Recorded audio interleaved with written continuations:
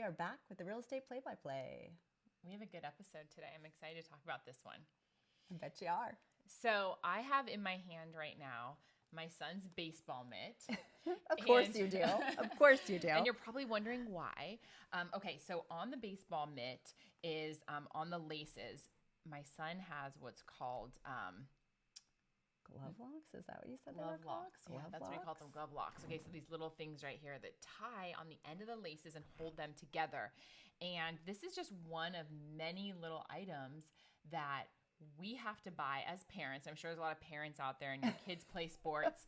All these little accessories that go with everything, right? So you got like the glove locks, you got the tape on the wrists, you got the eye black under the eyes, got the mouth guards. All these the stuff. Things, and they add up. All these costs add up. So like in the beginning of the year, you pay for your kid to play the sport, the fee for Little League. Or your standard registration. CYO, whatever, right? And then you have all the costs associated with all these little things. Equipment. I know. I mean, my girls were in cheer, right? And they have mastered the add-ons. The add-ons. The add-ons. That's what they are. They're the add-ons. The sparkly bow. We need the pink bow in October and all the stuff. It's just, there's all these little unexpected surprises. Correct. Right? And don't even get me started in travel sports, because that's like a whole other thing. I wish they would just give you like a list at the beginning of the year that's like, here's everything that you can expect and how much it's going to cost.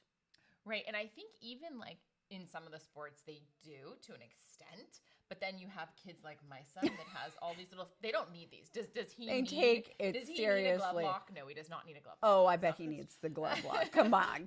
We have to buy them. So just like there's all these costs associated with playing sports these days, there's also costs associated with going through the real estate process, right? The escrow process, and there's costs associated with the closing costs, but there's also costs outside that sometimes come to surprise people. So we're going to talk about a little bit about your costs and what you have to expect, what you're going to pay. Kind of give you that breakdown that I wish our kids' schools gave us. That'd be awesome.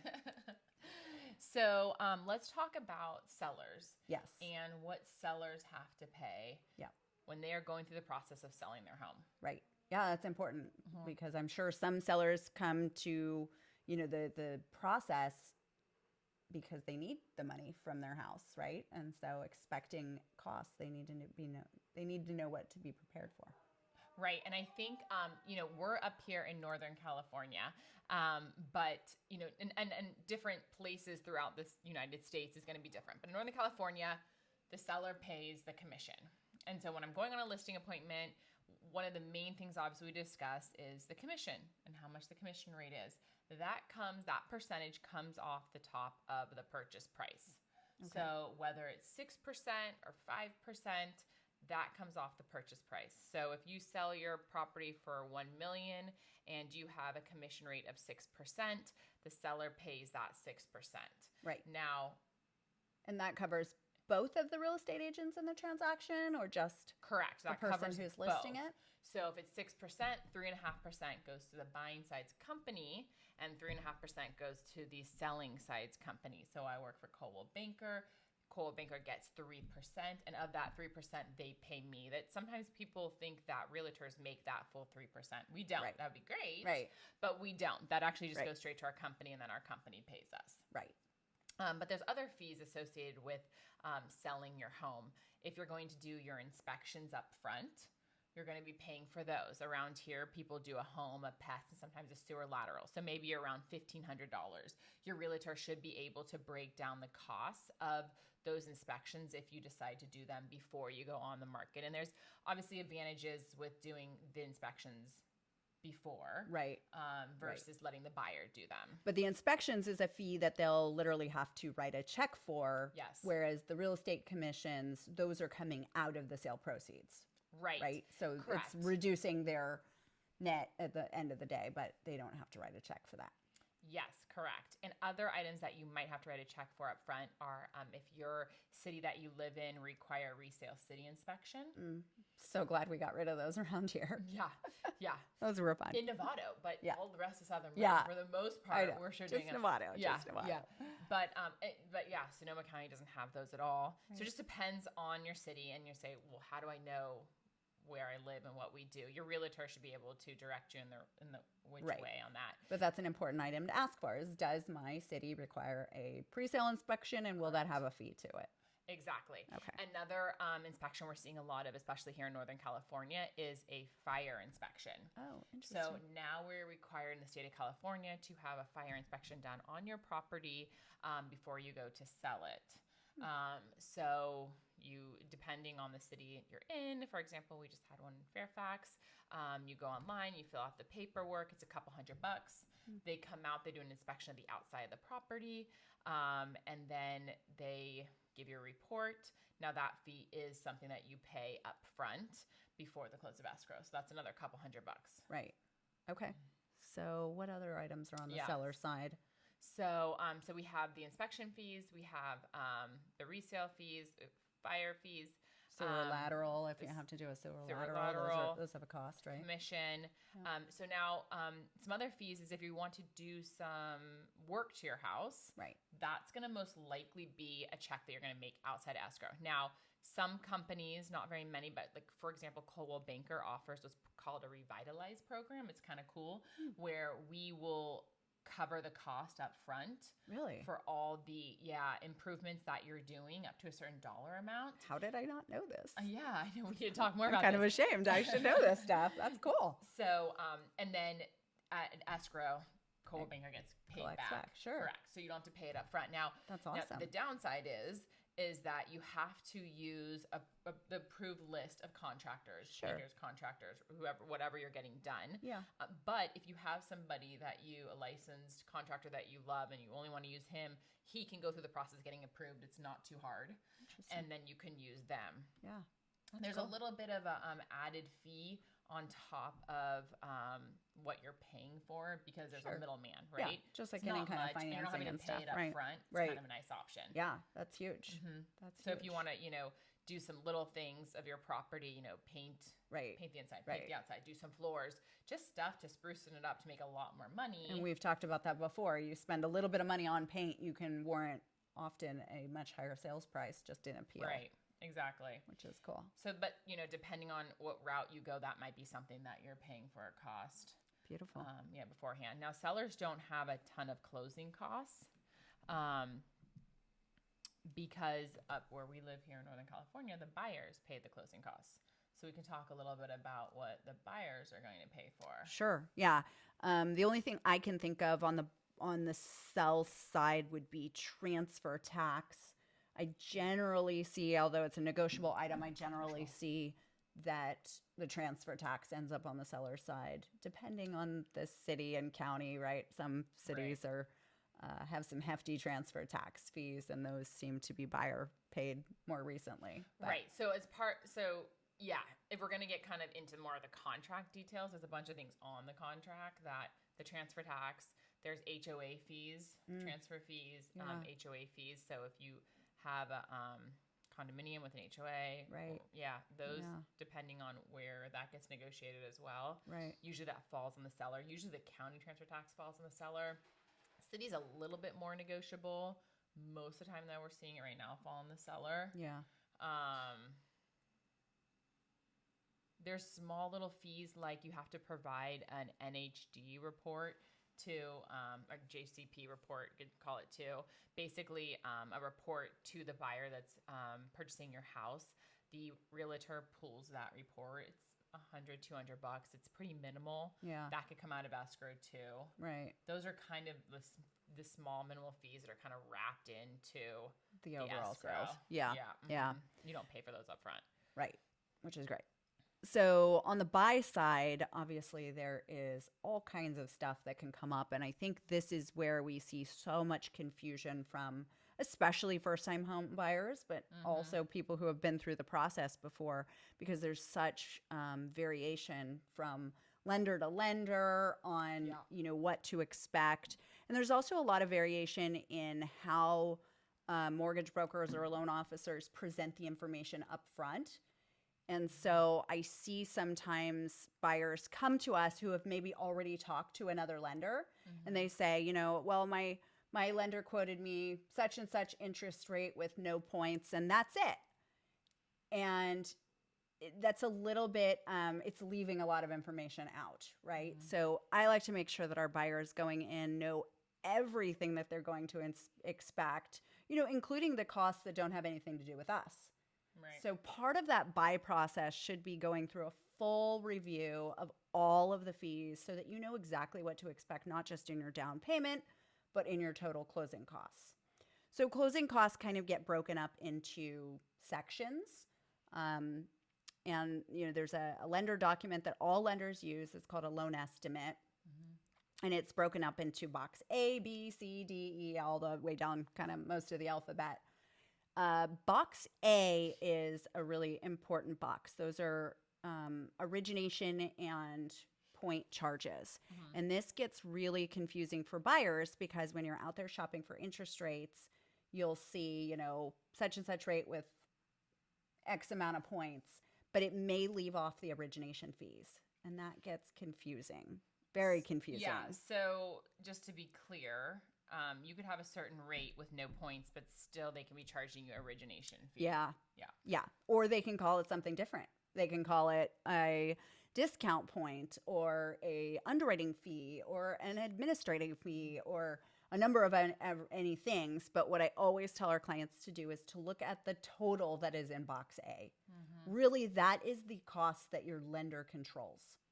Everything else on that estimate is not lender controlled. So when you're out there shopping for mortgages between lender to lender, you really want to be focusing on your box A items. Anything that's in box B, C, D, E, all the way down, those are third-party fees. So things like appraisal fees, title fees, escrow fees, notary fees, recording fees, transfer tax, property proration tax, all the other stuff that comes up. And it's going to be the same really no matter where you go. There might be a small variation from escrow company to escrow company, but even if a lender doesn't do a great job at itemizing those things on day one, it's still going to end up being the same cost. And when does a buyer receive that paperwork to look at box A? Yeah, so it gets to be a little bit challenging as a buyer. The loan estimate doesn't generally get produced until after you're in contract on a property. So you really have to know when you're talking to, if you're talking to multiple mortgage brokers, you really need to make sure you're comparing apples to apples, because it sounds like in a lot of cases people think that they are, and it turns out they're really not, because it's almost like hidden fees. And I will say it's interesting because I'll talk to somebody and they'll say, yeah, I'm pre-approved, and they gave us a rate of around 7% with no points. Right. And then I'll say, well, you taking into account, because say somebody's putting down 20%. Okay. So they know, 20%, they already have that money. Okay, I have that in my savings. I'm going to put down that 20%.